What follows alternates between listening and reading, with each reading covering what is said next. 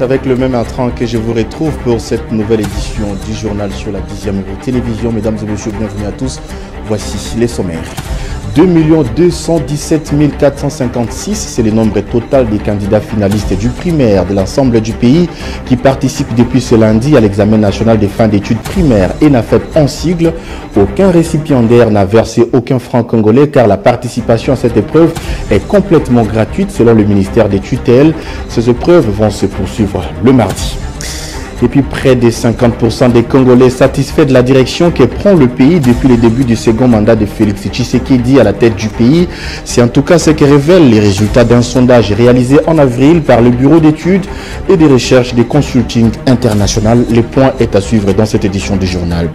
Et puis la RDC va désormais aligner 3 athlètes aux Jeux Olympiques de Paris 2024.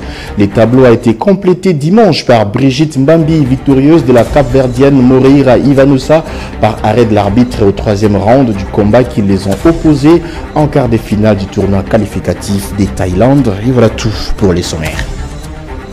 Bienvenue à tous à cette nouvelle édition du journal. Le lancement ce lundi de l'examen national de fin d'études primaires, marquant ainsi l'aboutissement du cycle primaire en RDC par les ministres provinciaux respectifs en charge de l'enseignement primaire, secondaire et technique. Les élèves étaient tôt ce matin dans leurs écoles et les centres pour passer cet examen. Suivez. Au total, 2 217 456 élèves du primaire ont passé ce lundi 3 juin les épreuves de l'examen national de fin d'études primaires ENAFEP, édition 2023-2024, sur toute l'étendue de la RDC. Le ministre provincial en charge de l'éducation a procédé au lancement de ces épreuves conformément au communiqué signé par le ministre des tutelles, Tony Mwabakazadi. Les épreuves de cet examen national ont porté sur le français, le mathématique, les sciences et la culture générale, comme à l'accoutumée. Contrairement à l'édition passée, le nombre de filles inscrites pour ces épreuves passe de 998 529 à 1 081 288. Il s'est dénoté que ces épreuves prendront fin ce mardi 4 juin.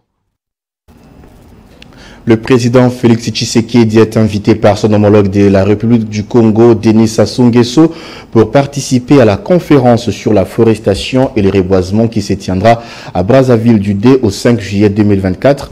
L'émissaire du président Sassou a aussi échangé avec le président Tshisekedi sur des questions ayant trait à la préservation de l'environnement, la gestion de nos forêts et la coopération étroite entre les deux pays. Suivez. La ministre de l'économie forestière de la République du Congo, Rosalie Matondo, était porteuse d'un message du président Denis Sassou Nguesso adressé à son homologue de la République démocratique du Congo, Félix Tshisekedi. Au cours de son audience, Rosalie Matondo a remis au chef de l'État l'enveloppe contenant l'invitation pour la conférence internationale sur la forestation et le reboisement qui se tiendra du 2 au 5 juillet prochain à Brazzaville. La préservation de l'environnement, la gestion de nos forêts et la coopération étroite entre Kinshasa et Brazzaville ont été également évoquées pendant leurs échanges. Nos relations doivent être étroites et son Excellence, Monsieur le Président Tshisekedi l'a rappelé.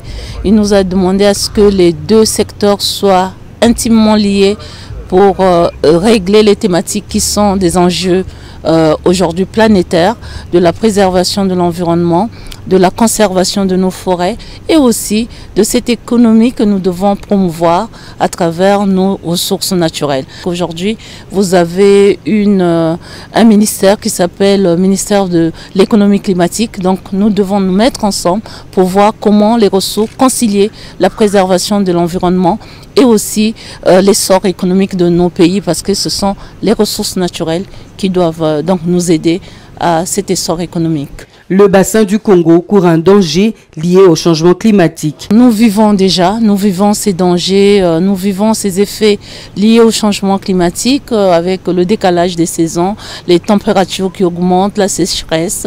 Mais également, nous avons parlé du fait que nous nos communautés utilisent le bois comme source d'énergie domestique. Donc ce bois qui est exploité dans les forêts naturelles est une grande cause de déforestation. C'est pourquoi l'initiative de son Excellence, Monsieur le Président de la République du Congo, c'est de proposer à l'humanité tout entière une décennie mondiale de la forestation et du reboisement. La question de l'environnement intéresse au plus haut point la République démocratique du Congo, connue comme le pays solution aux problèmes climatiques. Ce forum sera une occasion de plus pour le président Tshisekedi de faire entendre la voix de son pays. Près de 50% des Congolais satisfaits de la direction que prend le pays depuis le début du second mandat de Félix Tshisekedi à la tête du pays. C'est en tout cas le résultat d'un sondage national réalisé en avril par le Bureau d'études, de recherche et de consulting international. Plus de détails dans ce reportage. Près de 50% des Congolais se disent satisfaits de la direction que prend le pays depuis le début du second mandat du président Félix Tshisekedi, selon un sondage national réalisé en avril 2024 par le Bureau d'études, de recherche et de consulting international Bercy, avec Ebouteli et les groupes d'études sur les Congos de l'Université de New York. Les résultats de ces sondages téléphoniques menés auprès de 1788 répondants ont été publiés samedi 1er juin. Les provinces de l'espace Bandundu, Katanga, Équateur et Grande Orientale affichent des taux d'insatisfaction significativement plus élevés. Cette disparité régionale souligne les poches de mécontentement subsistant malgré la satisfaction globale. Les sondages révèlent également un sentiment de sécurité mitigé. Environ 70% des personnes interrogées estiment que la situation sécuritaire est la même ou meilleure qu'avant l'annonce de l'état de siège en avril 2021. 55% des sondés estiment que le pays va dans la mauvaise direction, tandis que 55,94% des répondants en milieu rural affichent une vision plus positive. L'éducation joue également un rôle crucial. Près de la moitié, 46% des personnes ayant un niveau d'éducation supérieure ou universitaire jugent la trajectoire du pays négative, contre 65% des non scolarisés qui sont majoritairement optimistes. Et cette division met en lumière la polarisation de la société congolaise et le défi qui représente la gouvernance d'un pays avec des attentes diversifiées et souvent contradictoires. Ebouteli est l'Institut congolais de recherche sur la politique, la gouvernance et la violence basé à Kinshasa, tandis que le groupe d'études sur les Congo est un centre de recherche indépendant basé au Center International des USA. Le nouveau ministre d'État en charge de la justice veut faire de la lutte contre le détournement des deniers publics son combat. C'est dans cette optique que Constant Moutamba a eu un tête-à-tête avec l'inspecteur général des finances, chef des services Jules Alingueté.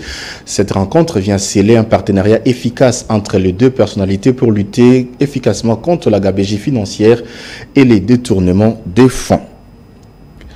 De nouvelles orientations sont données aux éléments de la police nationale congolaise pour éradiquer le banditisme urbain, les embouteillages, la nuisance sonore et les marchés pirates dans la capitale congolaise. C'est au cours de la parade organisée ce lundi au siège de la police ville de Kinshasa par le commissaire divisionnaire adjoint Blaise Kilimbalimba que ces nouvelles orientations ont été données. Il a également demandé aux policiers qui ne sont pas en mission officielle de rester dans leur caserne et ne pas toucher aux équipements spécifiques de la police. Il est au micro de Chris Mukuna. Il y a eu une mise en place partielle et l'objectif de cette mise en place devait être bien assimilé et bien compris par les uns et les autres. L'objectif, c'est d'avoir les résultats sur le terrain. C'est d'avoir une police qui répond aux besoins de la population. C'est ce que nous avons pris tout notre temps dans le cadre de la formation continue, de rappeler toutes les instructions qui ont été données afin de restaurer l'autorité de l'État. Il s'est agi entre autres de la lutte contre les nuisances sonores, aussi des marchés pirates, et nous avons demandé aussi aux policiers qui ne sont pas engagés, qui ne sont pas des services, de rester dans les casernes. et de ne pas toucher aux équipements spécifiques de la police, c'est-à-dire les armes par exemple. Ils ne doivent pas toucher aux armes lorsqu'ils ne sont pas à mission officielle. Là, il a fallu que nous puissions insister.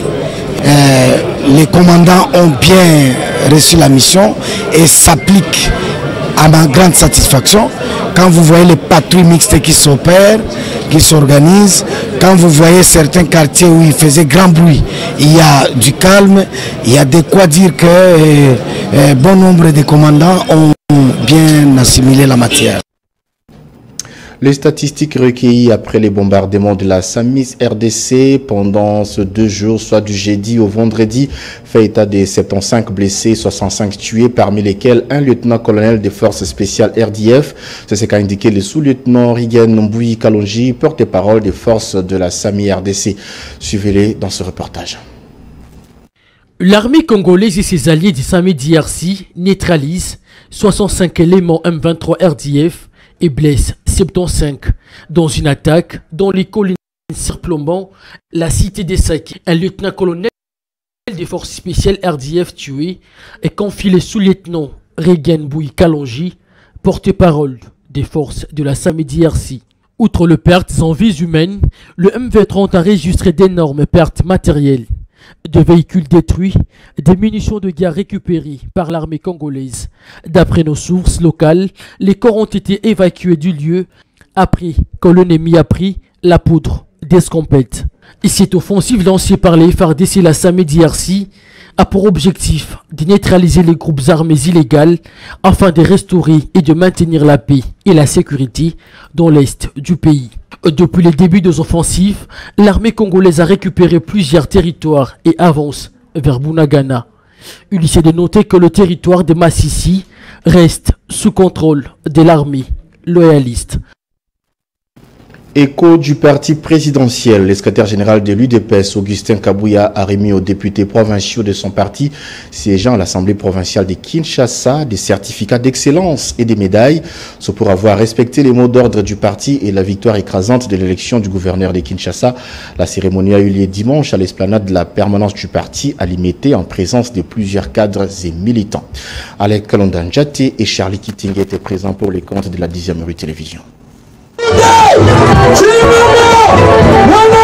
Une grande cérémonie haute en couleur en présence de membres de toutes les structures du parti venus de tous les coins de la capitale. En sa qualité des gestionnaires au quotidien du parti présidentiel, l'honorable sénateur Augustin Kabouya a remis de ses mains propres le certificat d'excellence accompagné de médailles aux députés provinciaux de son parti siégeant au sein de l'Assemblée provinciale de Kinshasa pour la victoire écrasante lors des élections sénatoriales et du gouverneur.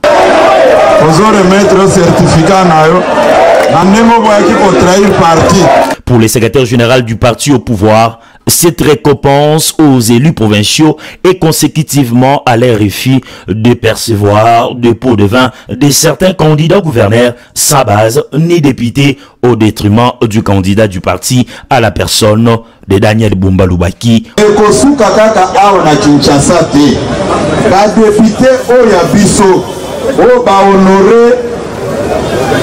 Respecter mon ordre à partir dans ma province Togo Kendeko décorer Bangope au même titre que ville province ya Kinshasa. Au nom de tous ses collègues, Kajos Mafolo, député provincial élu de Kinshasa, a trouvé des mots justes pour remercier le parti à travers le secrétaire général pour ses gestes de gratitude. Nous sommes très honorés aujourd'hui que le secrétaire général la Kambaki Toko Oyo Sali par la Bisso. Honorer qui parti et notre parti et honorer Bisso à travers notre secrétaire général. Monsieur le secrétaire général, s'il y avait un mot qui était plus fort que merci, nous pouvions peut-être vous le dire. Mais malheureusement, notre dictionnaire,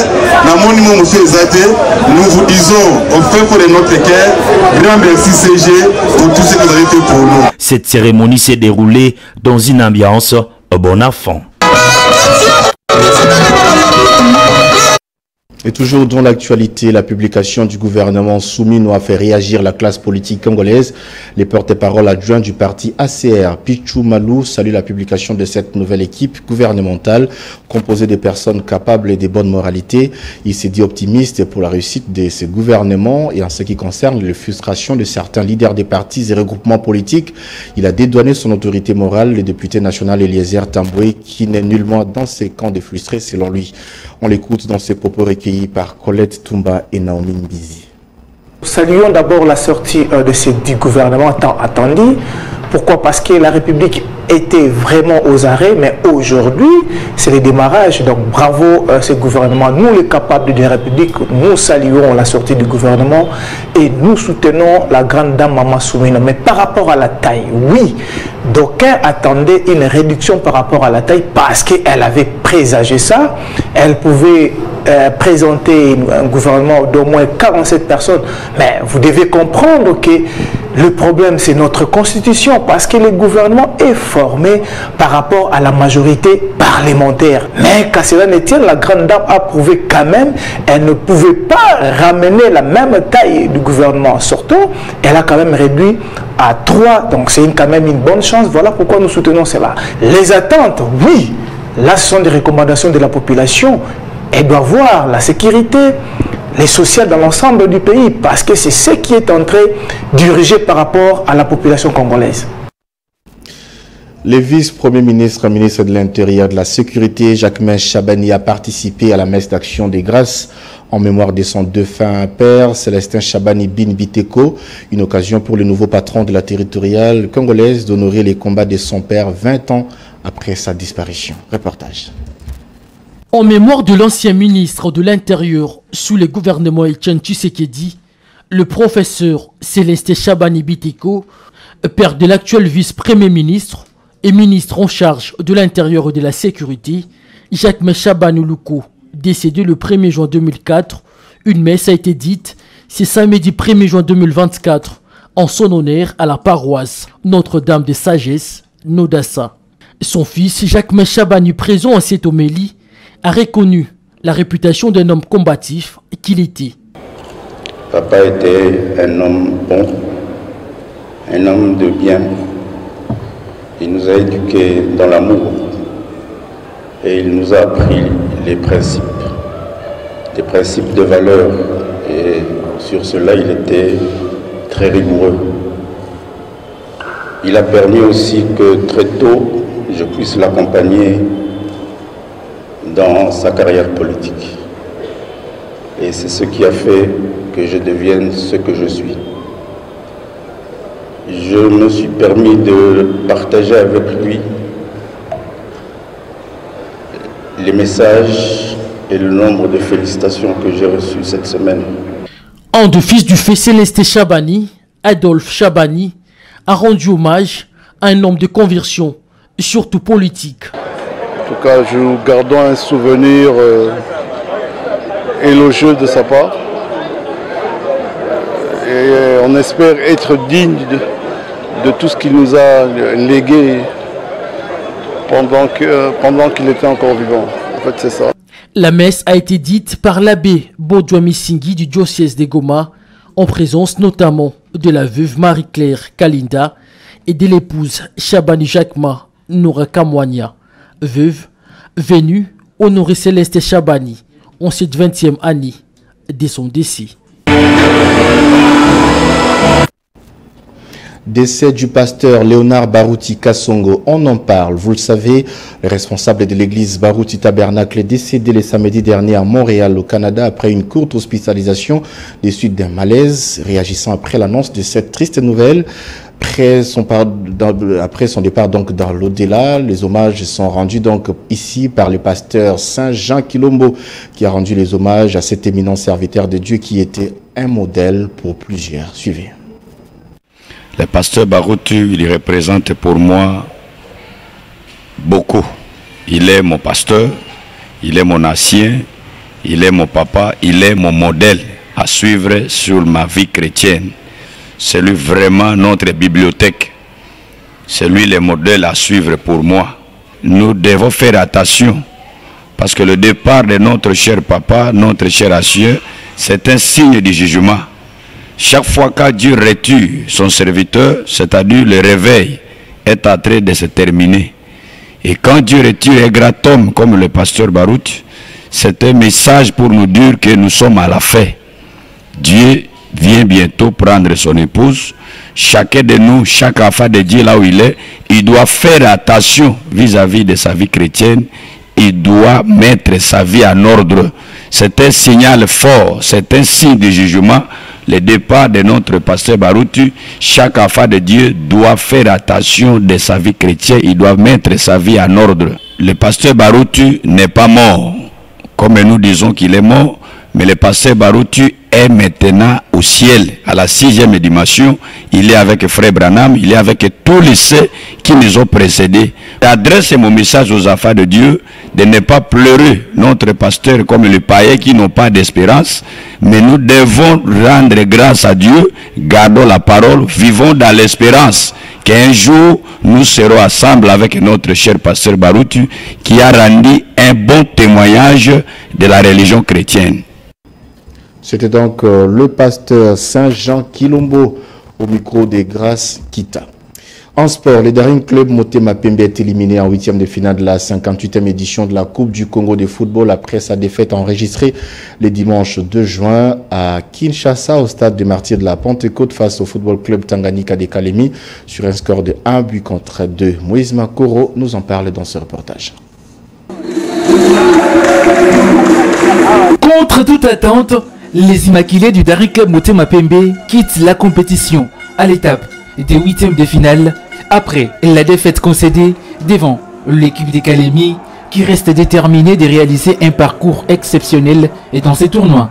Exempté du tour préliminaire, le tenant du titre de la dernière édition n'a pas mis assez de moyens pour arriver jusqu'au bout de sa course. Le FC Tanganyika ouvre le score à la 16e minute sur une action menée par Kazadika Bongo qui trouve en plein axe son partenaire. Enoch Ndaï ouvre le score pour l'équipe de Kalemi.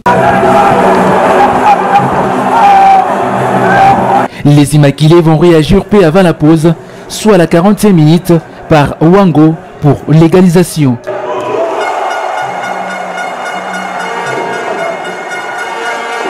Les Immaculés n'ont pas été réalistes sur les actions créées, mais cela les a coûté cher et dans les ultimes minutes. Le FC Tanganyika inscrit le deuxième but et par le trichement de Plamedi Likasi, 2-1. Le club de Kalemi valide donc son ticket en quart de finale et affrontera l'Olympique Club Renaissance du Congo. Autre affiche des quarts de finale mettrait aux prises l'ASV Club de Kinshasa à la Nouvelle Vie Bomoko. Le Daring Club Virunga affrontera le FC Tika et la formation des Célestes va en découdre avec l'Olympique Club Bukavu Dawa. Et comme je le disais au sommaire, les Léopards Box de la RDC vont désormais aligner 3 athlètes aux Jeux Olympiques de Paris 2024. Le tableau a été complété dimanche par Brigitte Mbambi, victorieuse de la Caverdiane Moreira Ivanoussa par arrêt de l'arbitre au 3e round de ces combats de moins de 66 kilos qui les ont opposés en quart de finale du tournoi qualificatif de Thaïlande. Une fois de plus, Moïse Makoro signe ses reportages. Au premier round, Mbambi a été dominé 0-5 par son adversaire. Le réveil a sonné au deuxième round avec un succès de 4-1. Brigitte s'est déchaînée au troisième round. Brigitte a obligé l'arbitre à l'arrêt de ses combats suite à des coups semblables à des décharges électriques sur son adversaire. L'adversaire n'était pas inconnu du fait de l'avoir déjà croisé quelques mois passés à Durban lors du tournoi Mandela Africa Boxing Cup. La Congolaise avait déjà croisé et battu la Cap-Verdienne. Durant ces tournois qualificatifs, Brigitte Mbabi enregistre un sans faute, 4 combats en 4 victoires. Ainsi donc, les Léopards Box de la RDC seront représentés par 3 athlètes durant ces Jeux Olympiques prévus du 23 juillet au 11 août prochain à travers Marcela Sakobi, Brigitte Mbambi ainsi que Peter Pita Kabeji. Le journal est terminé, mesdames et messieurs. Si vous nous avez pris en cours de diffusion, je vous rappelle les principales articulations. Le sommaire de cette édition du journal, 2 217 456, c'est le nombre total des candidats finalistes du primaire de l'ensemble du pays qui participent depuis ce lundi à l'examen national de fin d'études primaires à ENAFEP. Aucun récipiendaire n'a versé 0 francs congolais car la participation à cette épreuve est complètement gratuite selon le ministère des tutelles. Ces épreuves vont se poursuivre le mardi. Près de 50% des Congolais satisfaits de la direction que prend le pays depuis le début du second mandat de Félix Tshisekedi à la tête du pays. C'est en tout cas ce que révèlent les résultats d'un sondage réalisé en avril par le Bureau d'études, de recherche et de consulting international. Vous avez suivi les points dans ce journal. Et enfin, la RDC va désormais aligner 3 athlètes aux Jeux Olympiques de Paris 2024. Le tableau a été complété dimanche par Brigitte Mbambi, victorieuse de la Cap-Verdienne Moreira Ivanoussa par arrêt de l'arbitre au 3e round du combat qui les a opposés en quart de finale du tournoi qualificatif de Thaïlande. Voilà, ce journal est complètement terminé. Merci à la grande équipe rédactionnelle de 10e rue Télévision. Merci également à nos équipes en régie, pilotées par Enoch Luyeye et Faïda Kimbembi. Colette Toumba était à l'édition. Vous étiez nombreux à nous suivre. Merci de votre fidélité surtout. Restez avec nous.